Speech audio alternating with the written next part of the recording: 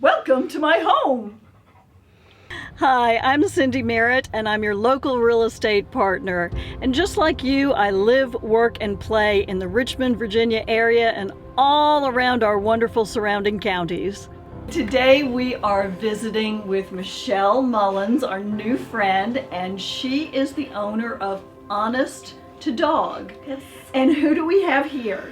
Here we have a Mr. Jinx, Mr. who is my Jinx. 10-year-old hound mix. Okay. And then we have Callisto, who is a 3-year-old golden retriever. Oh, they're beautiful. And they are my honest dogs.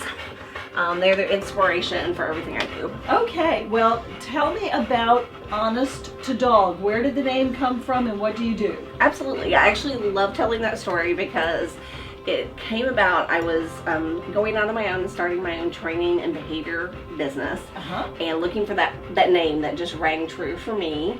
And so I decided to poll the audience. I asked some very close friends and family that have worked with me for a long time and knew me, kind of to write down just 10 or 15 words that they thought described me best, described my training style best, and just kind of made them think of me.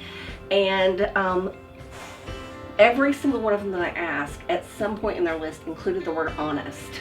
Oh, okay. And thus Honest to Dog was born. Okay, all right. And Honest to Dog, you go to people's homes and you help them with their dogs and their behavioral issues and obedience training? Absolutely. Our goal is to bring out the best in your dog. So we really look for what fits in your lifestyle, what kind of lifestyle you're looking to lead with your particular dog. And every dog's an individual. So we deal with everything from your basic training, sits, downs, come when called, that sort of thing, to more difficult behavior issues like dogs that might be fearful, reactive, or even aggressive.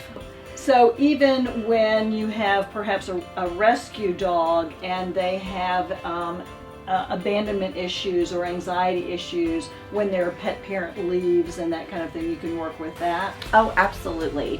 You know, it's not uncommon, especially for rescue dogs. They've often been in situations where they've been in a kennel for a while and that sort of thing.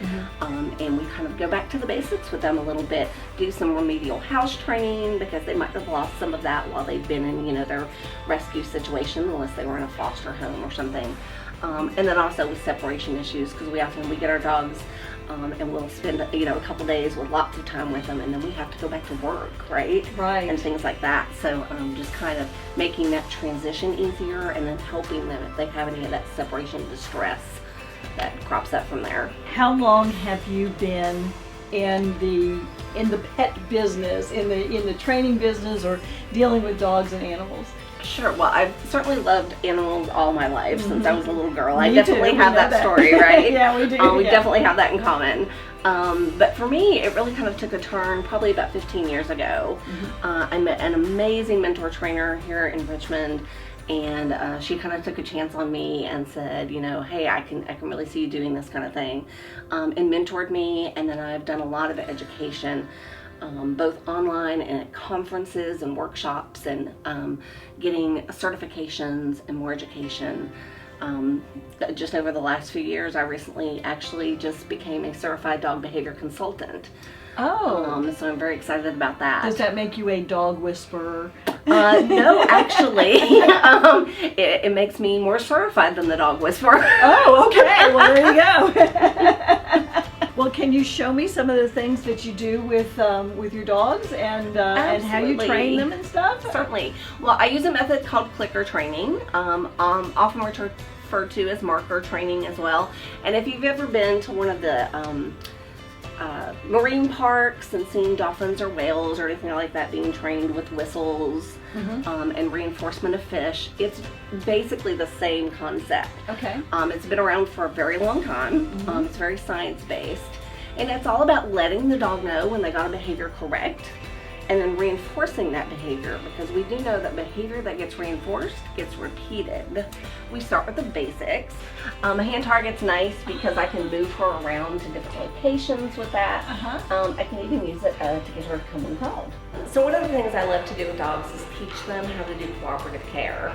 That's basically them participating in their own types of care, whether it's examining their ears, listening to their heartbeat, getting groomed, on filing their nails. And so now we're going to show you a little bit of that. And I usually start by teaching dogs a nice little chin rest. Hey, Callisto, chin. You just rest her chin here. And so as long as she stays there, I can check out her ears and her teeth. Yes. Good job. And she gets rewarded for that. Chin. And she can choose to do it again. And I can even use the stethoscope. Chin. Chin. And listen to her heartbeat. She's really still. She doesn't have to be handled a lot because she's participating. And then I also like to teach dogs to help file their own nails. You can make these with little cheap cutting boards and some grit tape that goes on the edge of stairs, not sandpaper because sandpaper is a little too rough. And we'll see if we can get Callisto to give herself a little manicure. Hey Callisto, you ready? Good job. So that dogs are actually helping in their own care instead of being, you know, kind of held and confined, which makes it a little bit more scary for them. They get rewarded and reinforced with a lot of natural stuff. I like some grilled chicken, some leftover steak from dinner, some little bits of carrot, anything that's really healthy for dogs and that they can have. Makes great training treats as long as you make it really small. So that you can do lots of repetitions and practice. Try to avoid things like rawhides and pig's ears and things like that because those things don't digest well and they can get caught actually in their digestive tract and really cause foreign body problems and things like that. So I try to stay away from that kind of thing. Yeah, I've heard that rawhide is really actually bad for dogs, that you should not give them that. I know chicken bones, no chicken bones. No chicken bones. No chicken bones. No cooked bones, really. No cooked bones. Things that are really cooked, the bones get brittle. Okay. And can cause problems. Now, when you're walking with them, I know a lot of counties have leash laws. So it's really important if you don't have a fenced-in yard and you have to be walking your dog, that they learn to walk on a leash properly. Tell me what you do to make that happen for the dogs. Absolutely. Is it a certain side that they walk on, that kind of thing? Traditionally, for competition obedience, it's been the left side. But for my pet dog clients, I tell them pick the side they're most comfortable with. It really doesn't matter. My general rules, I like dogs to be about no more than an arm's length away so they're not actually pulling on their leash. And so I try to reinforce them when they're close to me.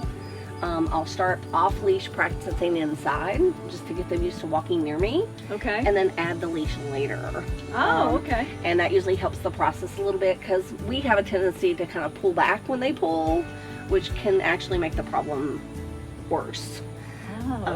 So I focus on when they get close to me, marking that like we talked, either with a clicker or a marker word that I use like yes, so they know they got it right. Reinforcing that behavior so I get more of it. And then I also teach my dogs a go sniff cue, so that sometimes it's okay if we get to an area that I think might be really interesting, you know. The rabbits have been there or other dogs have visited, there might be some P mail they need to read and catch up on what's going on in the neighborhood. So I'll tell them go sniff and I'll give them a little extra lead so they can go and check things out because, I mean, let's think about it, you know, the walk's really for the dog. It's for them to sniff and enjoy themselves, and they should get to do that too. Very good. How long does it take the average dog to become obedience trained enough so that, you know, the average pet owner can have a sit and a stay and a come and that kind of thing? What's the average length of time for a dog to learn something?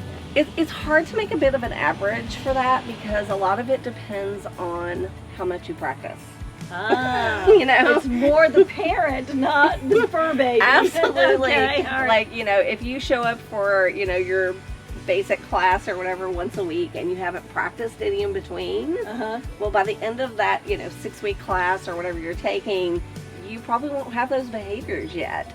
If you put in a good 5-10 minutes a day practicing that skill, by the next week you'll have it fairly solid. Okay, so the parent needs to practice just as much as the dog does. Absolutely. Okay.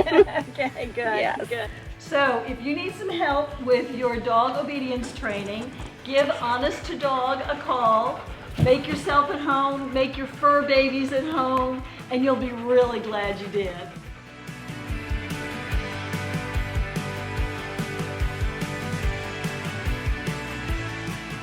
Cindy Merritt is nationally recognized as a leader in the U.S. real estate market. Of the more than 35,000 realtors in Virginia, the American Institute of Real Estate Professionals consistently ranks Cindy in the top 10 best realtors in the state.